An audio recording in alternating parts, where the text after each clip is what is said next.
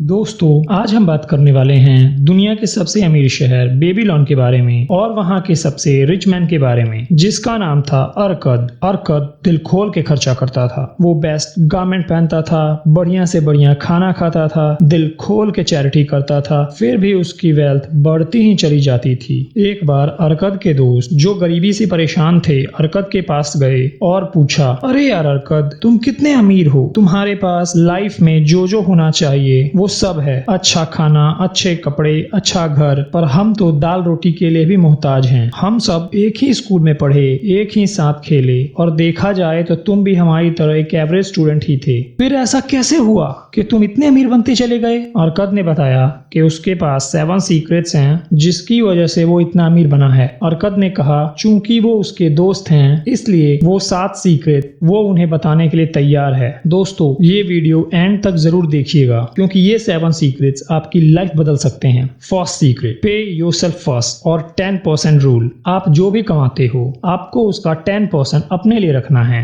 अब आप सोच रहे होंगे कि जो हम कमाते हैं उसे तो हम अपने ऊपर ही खर्च करते हैं, तो फिर इस 10% रूल का क्या मतलब है? पे योरसेल्फ फर्स्ट का मतलब है कि आपको अपनी अर्निंग का 10% सेविंग अकाउंट में रखना है। आपको अपनी अर्निंग का 10% सेव करके रखना है। हम क्या करते हैं, पैसा हाथ में आते ही रेस्टोरेंट में, मूवीज पर, कपड़े खरीदने में, हर जगह इधर उधर अपना पैसा बांट देते हैं और खुद को ही पे करना भूल जाते हैं, जो कि बहुत ही गलत अप्रोच है। हमें इस अप्रोच को चेंज करने की जरूरत है। हमें अपना माइंडसेट बदलने की जरूरत है। 10% रूल को सुनते ही अरकद का एक दोस्त बोला, अरे यार अरकद, तुमने तो बता दिया कि 10% रूल, पर हम सेव करें कैसे? मेरे तो खर्चे ही पूरे नहीं होते, जितना कमाता हूँ उतना तो चला ही जाता है। बच्चों की पढ़ाई, रोज की जरूरतें, घर का सामान, कुछ मेरे खुद के भी खर्चे हैं, इनसे कैसे उभरूं? अब तुम ही मुझे बताओ कि इन प्रॉब्लम से जूझते हुए मैं अपना पैसा कैसे बचाऊं? ऐसे ही 3-4 लोग और खड़े हुए और बोले, हाँ हाँ हाँ, ये सही कह रहा है, हमारा भी यही हाल है। अरकद मुस्कुराया और उसने अपना सेकंड सीक्रेट बताया, कंट्रोल योर एक्सपेंडिचर। अरकद ने अपने फ्रेंड से पूछा, तुम कितने गोल्ड कॉइन कमाते हो? अरकद के फ्रेंड ने जवाब दिया, मैं 10 कॉइन कमा लेता हूँ। अरकद अपने दूसरे फ्रेंड की तरफ मुड़ा और उसने पूछा, और तुम? मैं तो सिर्फ 9 ही कॉइन कमा पाता हूँ। अरकद ने अपने तीसरे फ्रेंड से भी यही सवाल पूछा और उसने जवाब में 12 कॉइन्स आंसर दिया। फिर अरकद बोला, हर एक इंसान अलग अलग अमाउंट में पैसे कमाता है। किसी के पास बड़ी फैमिली है जिसे उसे सपोर्ट करना है, किसी के पास छोटी फैमिली है। तो ऐसा कैसे पॉसिबल है कि सबके ही पैसे खत्म हो जाते हैं? जिसकी फैमिली छोटी है और जो ज्यादा कमाता है उसके तो पैसे बचने चाहिए, तो ऐसा क्यों नहीं होता? अगर सच कहूँ तो हमारे पास 2 तरह के एक्सपेंसेस होते हैं, एसेंशियल एक्सपेंसेस और डिजायर्ड एक्सपेंसेस। हम अपने डिजायर्ड एक्सपेंसेस को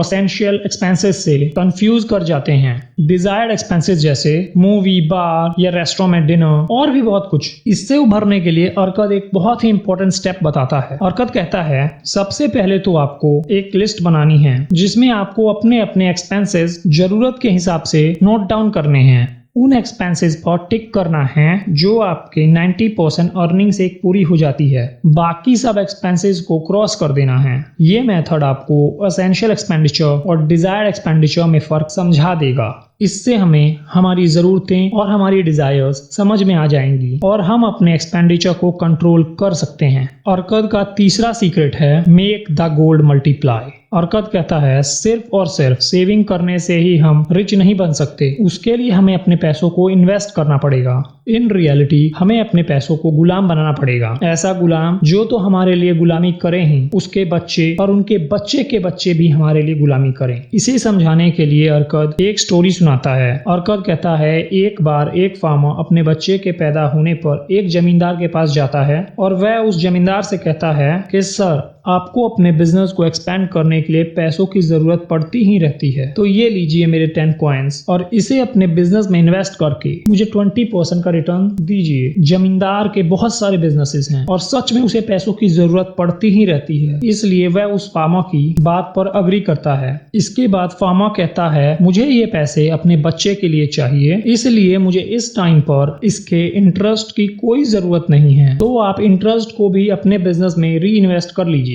और ये कहकर फामा वहां से चला जाता है। 20 साल बाद जमींदार फामा को बताता है कि उसके 10 कॉइन्स कंपाउंडिंग के मैजिक की वजह से आज 30 कॉइन्स में बदल गए हैं। फामा बहुत खुश होता है और कहता है कि मैं इन पैसों को अभी भी री इन्वेस्ट करना चाहता हूँ। जब फामा का बेटा 50 साल का हो जाता है तो वही 10 कॉइन्स 167 कॉइन्स में तब्दील हो जाते हैं। फामा के पैसे आज लगभग 17 टाइम्स हो चुके हैं और ये होता है कंपाउंडिंग का मैजिक। और अर्कद अपना 4 सीक्रेट बताता है। Guard the treasures from loss. Investment का सबसे इंपॉर्टेंट रूल होता है कि आप अपने प्रिंसिपल को लूज नहीं कर सकते। कई बार हम ग्रीड की वजह से उन एसेट्स में पैसे इन्वेस्ट कर देते हैं जो फेल हो जाते हैं और अपना प्रिंसिपल अमाउंट ही गवा बैठते हैं। कभी कभी हम अपने फ्रेंड्स एंड फैमिली के इन्फ्लुएंस में आकर ये डिसीजन ले लेते हैं। अर्कद ने भी अपने फर्स्ट इन्वेस्टमेंट में ये गलती की थी। उसने अपने एक फ्रेंड अजमा को अपनी सेविंग दे दी जो कि दूसरे शहर से ज्वेलरी लेने गया। उनका प्लान था कि वो बेबीलोन में उन ज्वेलरी को सेल करके मोटा पैसा कमा लेंगे, पर ज्वेलरी बेचने वाले लोग फ्रॉड थे।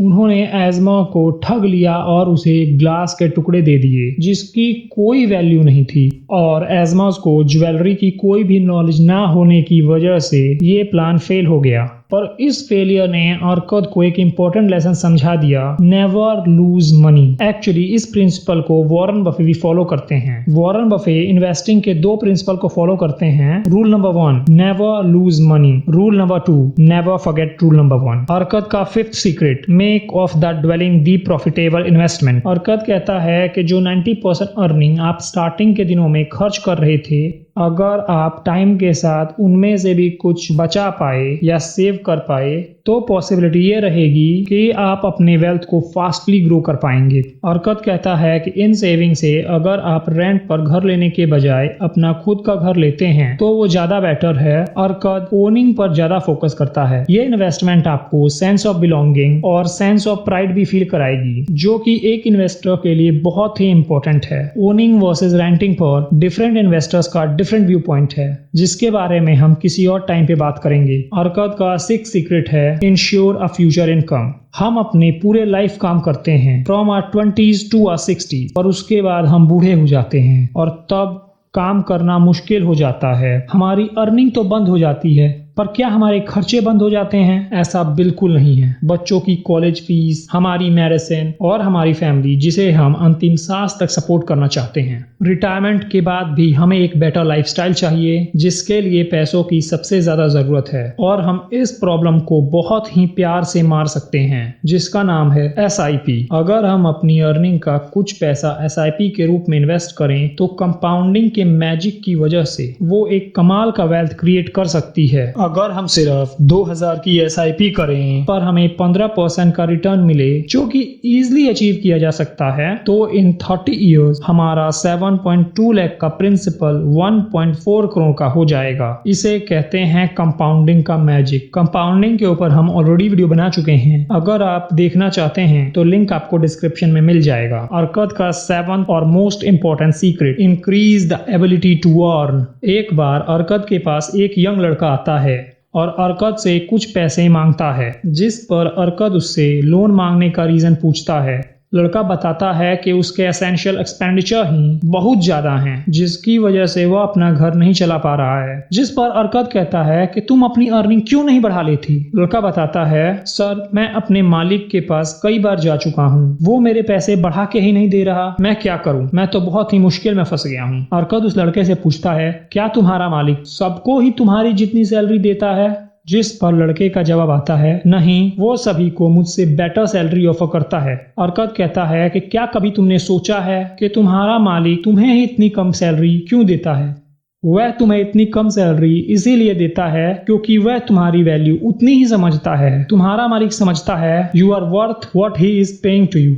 अगर तुम अपनी वैल्यू बढ़ाओ तो ऑटोमेटिकली तुम्हारा मालिक तुम्हें ज्यादा सैलरी देने लगेगा। वर्क ऑन योर स्किल, अगर तुम अपनी स्किल को इम्प्रूव करो, अपने स्किल पर वर्क करो, तो तुम्हारे मालिक की नजर में तुम्हारी वैल्यू बढ़ जाएगी। मेरे प्यारे दोस्तों, आप स्टूडेंट हो सकते हो, टीचर हो सकते हो, आर्टिस्ट हो सकते हो या पेंटर हो सकते हो, या फिर आप किसी कॉर्पोरेट ऑफिस में जॉब करने वाले एक एम्प्लॉय हो सकते हो। हर जगह ग्रो करने के लिए स्किल सेट की सबसे ज्यादा जरूरत होती है। अगर आप अपने स्किल को इम्प्रूव करें, अपने स्किल पर वर्क करें, तो टाइम के साथ आपकी अर्निंग डेफिनेटली बढ़ जाएगी। हर जगह जहां भी आप जॉब करते हो, सामने वाले को अपनी वर्थ प्रूव करनी पड़ेगी। दोस्तों, आज के लिए बस इतना ही। फिर मिलते हैं इस वीडियो के नेक्स्ट पार्ट में, जिसमें हम इन्वेस्टिंग से जुड़े कुछ इंपॉर्टेंट प्रिंसिपल और देखेंगे। दोस्तों, अगर आपको इस वीडियो से कोई वैल्यू मिली हो तो आप अभी इस वीडियो को लाइक करें, शेयर करें और हमारे चैनल को सब्सक्राइब करें। वीडियो देखने के लिए आपका बहुत बहुत धन्यवाद।